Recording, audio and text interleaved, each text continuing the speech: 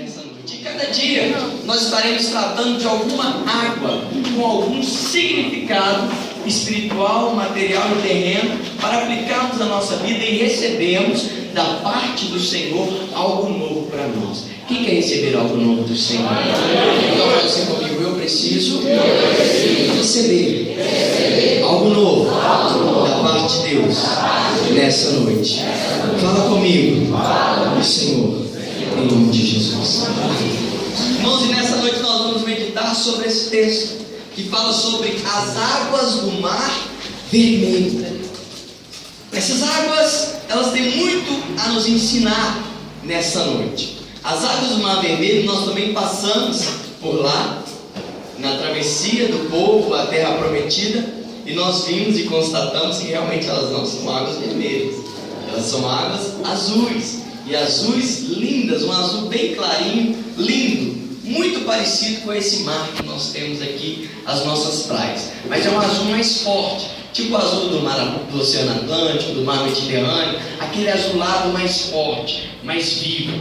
Nós estivemos lá e passamos e fizemos a travessia do Mar Vermelho, não a seco como o povo de Israel, mas fizemos também a travessia do Mar Vermelho e realmente é uma bênção. E nós constatamos que muitos mitos que muitas pessoas falam aí não tem nada de verdade. É um mar realmente, e ele está lá até hoje para que seja comprovado a veracidade desse texto e da palavra do Senhor. Mas entendemos sobre a palavra de Deus e meditamos. Esse texto fala sobre essas águas do Mar Vermelho. E nós estamos nessa campanha Águas que Saram. E essas águas do Mar Vermelho, elas significam não simplesmente águas que saram fisicamente, mas águas que saram interiormente e espiritualmente. Muitos de nós, talvez eu assim como você, precisamos ser curados interiormente. Talvez externamente nós não temos uma doença que nos ponha debilitado, ao ponto de não termos condições de termos mais uma qualidade de vida. Mas às vezes interiormente nós estamos enfermos, cativos, aprisionados, doença da alma, uma doença que talvez acaba com o nosso espírito, com o nosso sono, que rouba a nossa paz, que tira a tranquilidade, o prazer, o gozo de estar vivo. Uma doença que talvez nós precisamos ser curados. E nesta campanha eu profetizo que nós seremos curados e que nós seremos sarados em nome de Jesus. Mas especificamente nessa noite, as águas do Mar Vermelho não se tratam diretamente, é claro que abrange um pouco mais dessas águas que saram. As águas do Mar Vermelho, elas falam sobre águas de libertação. Repita comigo: águas de libertação. Um pouco mais forte, diga: águas de libertação. Deus um dia decide cuidar de um povo chamado povo hebreu. Ele pega aquele povo que estava cativo, exilhado na nação do Egito, e onde eles não tinham nem mesmo liberdade de fazer nada, porque eles estavam, Cezão, escravizados. Eles eram um povo que não tinha vontade própria, era um povo chamado por Deus, separado por Deus, mas que estava cativo. E um dia Deus decide levantar um homem chamado Moisés, para que Moisés pudesse guiar e conduzir juntamente com um servo dele, um parceiro dele, um irmão dele, chamado Arão. E então eles recebem essa missão da parte de Deus e tomam isso para si. E fala: se Deus está nos dando essa ordem de conduzir este povo a uma terra que é melhor do que essa, nós assim o faremos. E por muitas vezes Moisés, junto com Arão, ele chega diante do faraó para que aquele povo pudesse ser liberto. Aquele povo hebreu que estava sendo cativo, que estava sendo escravizado. Irmãos, e era algo terrível, porque nós tivemos também a oportunidade de participar em uma parte do deserto do Egito, na cidade de Cairo, onde nós vimos o trabalho que o povo hebreu fez. Aquelas pirâmides que eu e você vemos, aquelas coisas lindas, tudo aquilo foi construído com um trabalho escravo. Os hebreus, que eram o povo de Deus, estavam sendo escravizados pelo povo do Egito, os faraós, que os obrigavam a fazer aquelas construções. Irmãos, as pedras são gigantescas. Como eu disse aqui outro dia, a pirâmide ela não é oca, a pirâmide ela é totalmente maciça. E as pedras são maiores, muito maiores que uma pessoa, cada pedra. Então era um trabalho muito pesado, muito difícil. Aquelas pedras não eram produzidas em Israel, elas vinham de um outro país, então era mais difícil trazer nem no Egito e nem em Israel. Eram pedras da Palestina, que se tornava mais difícil. Então eles traziam aquelas pedras e construíram com trabalho árduo. Aquele povo estava sendo escravizado. Até que Deus decide falar assim: olha, hoje eu vou mudar a sorte do meu povo.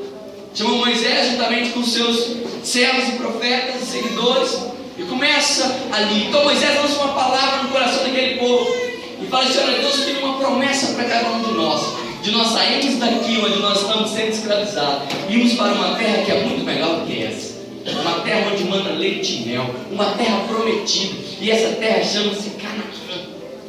Então aquilo entrou no coração do povo, e o povo se encheu de alegria e falou: Moisés, nós estamos com você.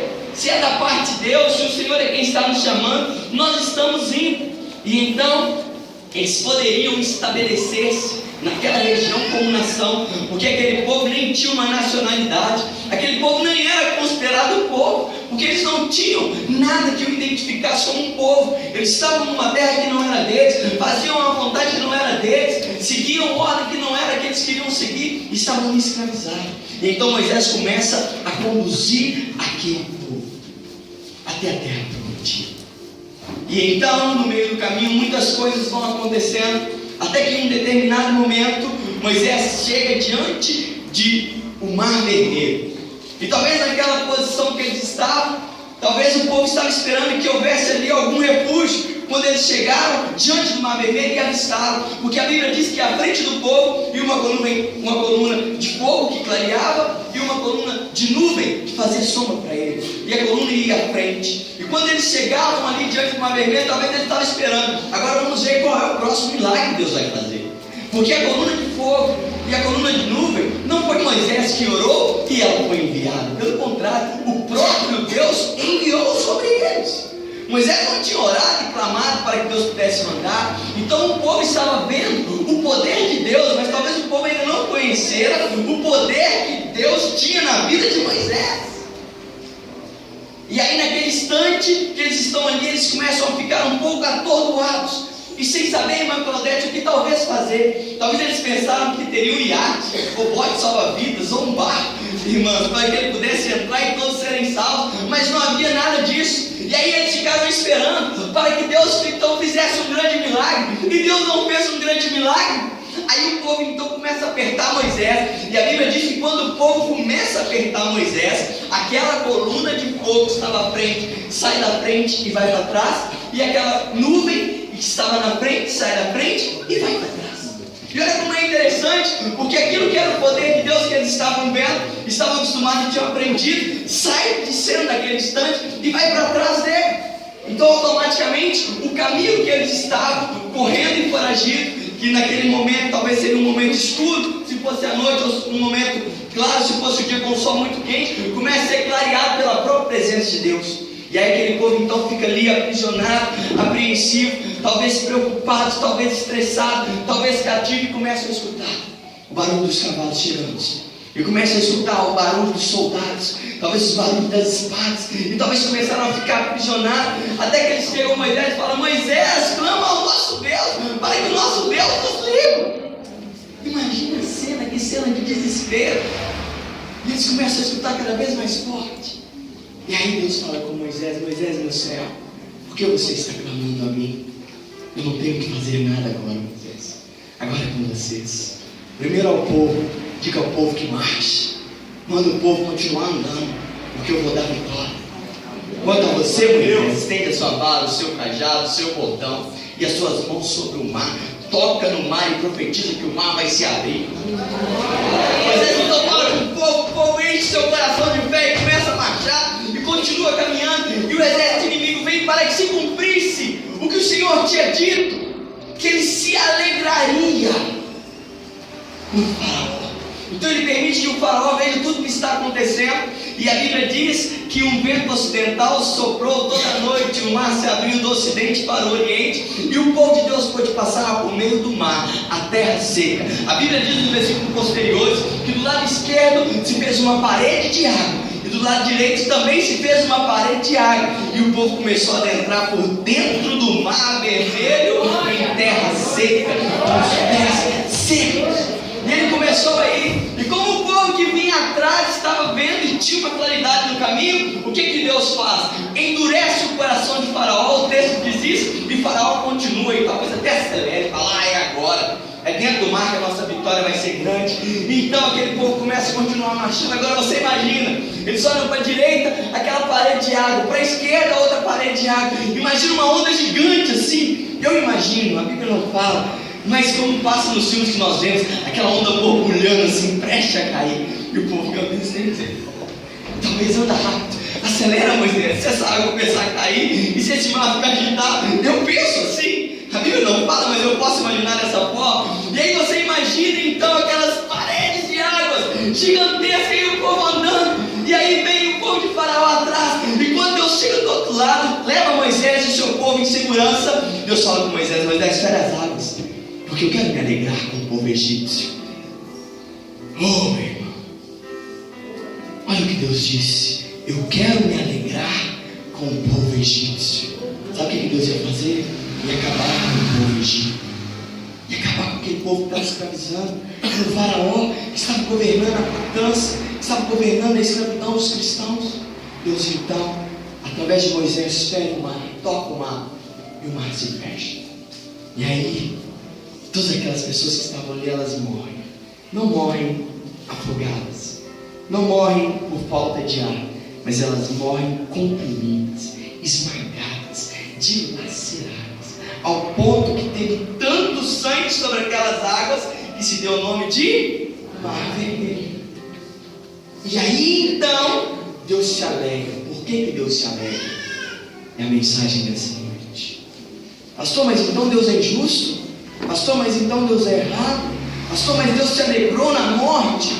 Se você ler um pouco mais o livro de Êxodo, você vai ver que o povo de Deus, por pelo menos 10 vezes, chegou diante de Faraó e pediu para que eles fossem adorar a Deus.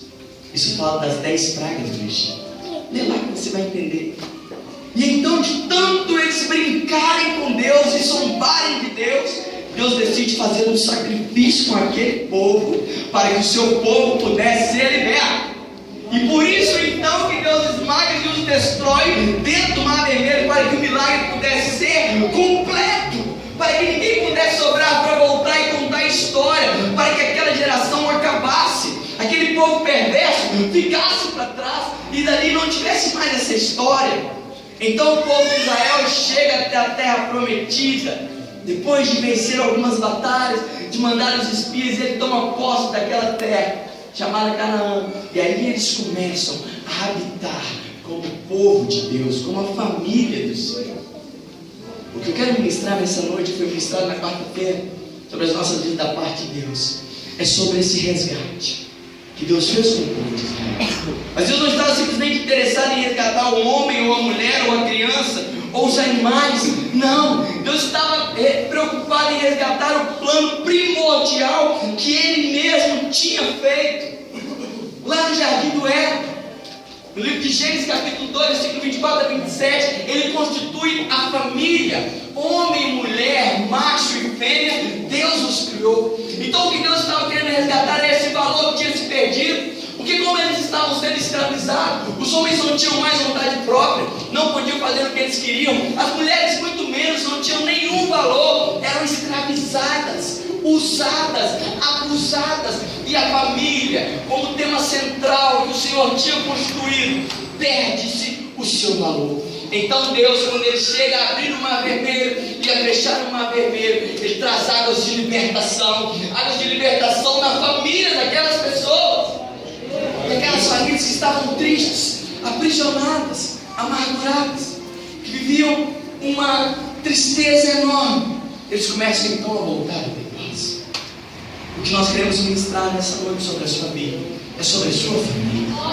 Talvez a sua casa está atribulada, talvez a sua casa não tem mais paz, talvez você como chefe de casa não tem mais controle, talvez você mulher como sacerdotisa já não tem mais poder nenhum, nem nenhuma autoridade sobre a sua casa.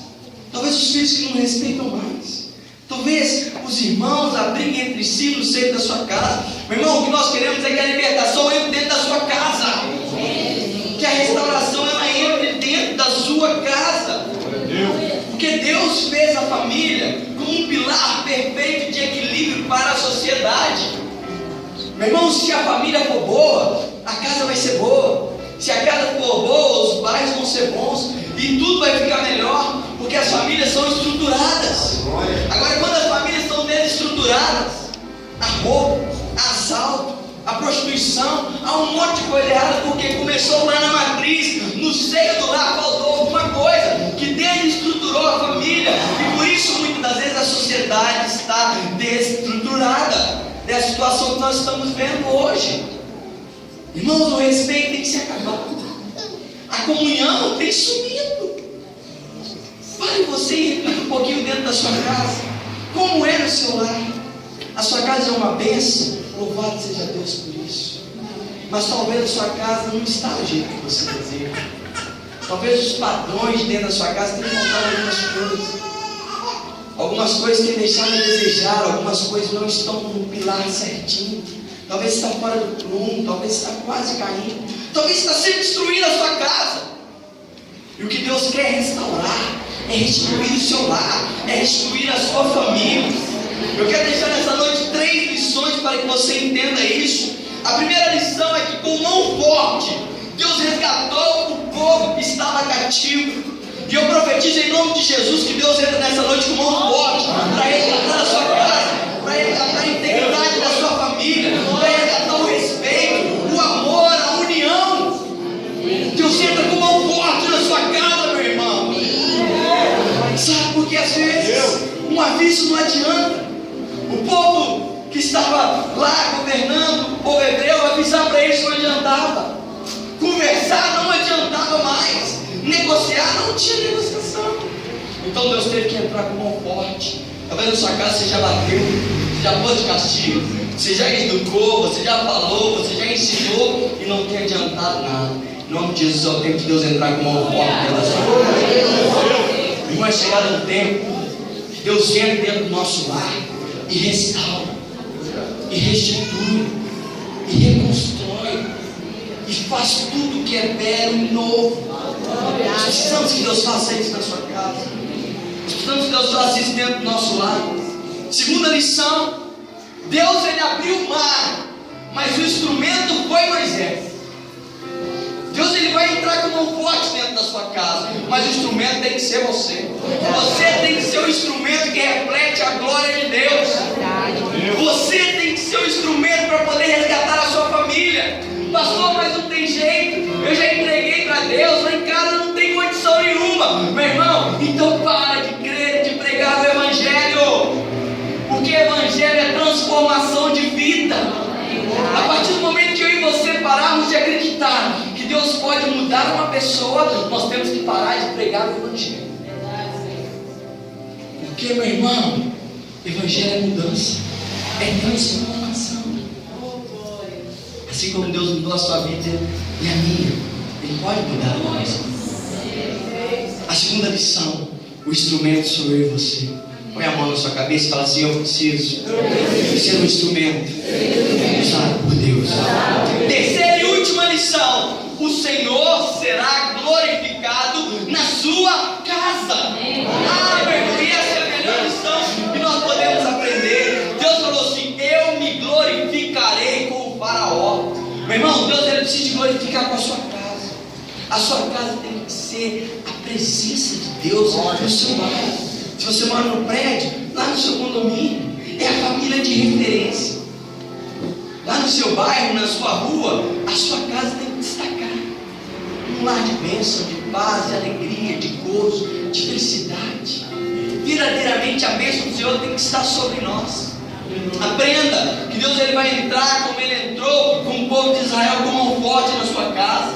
Ele vai te usar como instrumento, como Ele usou Moisés, e que a sua casa será para glorificar o nome do Senhor. Na sua vida, levante a sua mão. Se coloque de pé no seu lugar e fala assim: espaço aqui. Os pastores vão estar aqui e nós vamos estar te servindo essa água. Você não vai tomar essa água agora. Deixe um espacinho aqui na frente para que eles possam te servir. Você vai pegar a sua água e eu vou te pedir uma gentileza. Passe um pouquinho para trás, para que todos os irmãos peguem essas águas e que nós fiquemos aqui na frente para que possamos tomar dessa água juntos e juntos orarmos para que o poder de Deus seja manifesto sobre nós. Isso. Não beba ainda e fique aqui diante do altar. Isso. Vai crendo, vai recebendo dessas águas vivas na sua vida. Aí tem águas vivas. Existem moléculas que dão vida a essa água. As crianças também, por favor, todos têm que beber dessa água. As crianças que estiverem na casa, por gentileza, adulto, criança, pode pegar. Em nome de Jesus, visitante, membro, pega e vai ser bênção na sua vida. Isso, você que já pegou, permaneça, só um pouquinho para trás, para que os não pegaram ainda, peguem. Todos nós precisamos receber. Quem já pegou, dê um passinho para trás. E quem não pegou, dê um passo à frente, por favor. Isso, em nome de Jesus. Vai receber essas águas vivas. Abre um corredor aqui, por favor. Os irmãos que não pegaram ali, para que eles possam entrar. Isso, um pouquinho por lá, deixa eles virem aqui à frente. Isso, vai escrevendo um pouquinho, vai dar certo. Em nome de Jesus. Isso. Depois dar um passinho para o lado, passa o corredor e permaneça aqui à frente, para que o Senhor continue nos abençoando. Vai levando o seu espírito a Deus. Vai pensando na sua casa, vai pensando na sua família. Vai crendo que o Senhor já está derramando vitória. Daqui a pouco nós vamos orar, daqui a pouco você vai tomar dessas águas. E o milagre do Senhor vai acontecer. Como nem imaginava, um grande milagre Deus tinha de livramento. Talvez é isso que acontece com você. Mas Deus vai manifestar o poder dele nesta noite, nas nossas vidas, na nossa casa. Em nome de Jesus, nós sairemos aqui libertos, curados, restaurados.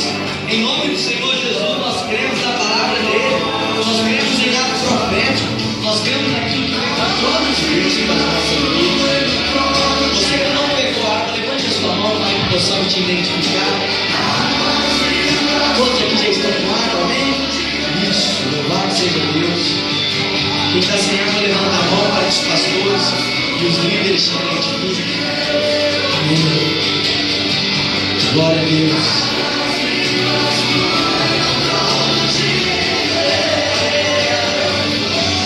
Amém. Irmão, nós vamos chamar aqui à frente agora, nesse espaço um pouquinho fechado, as pessoas que têm alguma enfermidade física ou espiritual, que você tem aqui à frente. Talvez o seu filho está com alguma coisinha que não está sendo diagnosticado, ele não está aqui, você pode representar ele. Talvez você está com uma dor no corpo, alguma enfermidade. Venha, os irmãos, por gentileza, dê só um passinho para trás, para que nós possamos andar aqui no meio e orar. Todos queremos receber oração e ministração da palavra do Senhor. Amém? Todos nós vamos fazer isso. Amém. Então esses que estão à frente estão com alguma enfermidade física ou espiritual, ou representando um ente querido, alguém da sua família que está aqui. O próximo, dá um corredor ali onde a pastora Odete está passando. Isso.